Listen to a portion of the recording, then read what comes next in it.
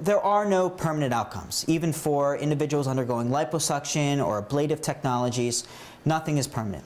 If an individual does not embrace lifestyle changes, then there are subcutaneous fat pockets that are not obliterated or removed following the surgical procedure or technology. There's also visceral fat pockets lying underneath the surgical site or ablative technologies that can expand as well. So when we look at a process, we have to understand and respect the human physiology.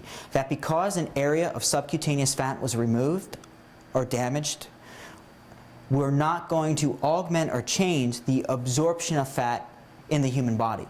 That if an individual continues to eat cheeseburgers or fatty components containing high triglyceride levels, then that individual will absorb the material and it will be displaced elsewhere in the body. That's imperative and that's inherent.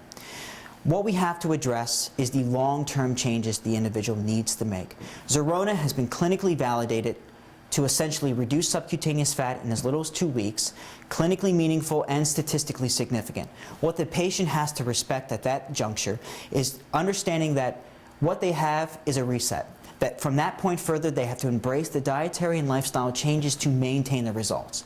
It's also important to understand that Zerona does not modify the structure or behavior of that fat cell. So what in essence took years to accumulate will be the same metabolic process. That fat cell that remains viable and is still positioned within the subcutaneous treated area will store fat, but it'll be under the same time parameters that it took for the individual to accumulate the fatty material and finally hit a point to where they were unhappy with their appearance.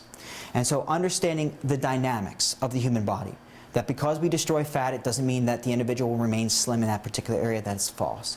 That we will see gains in not only the surgical site based on studies, but as well as areas around that area or around that anatomical region, and then other areas systemically positioned. So Zerona, not a permanent procedure, simply establishes the foundation for the individual patient to make.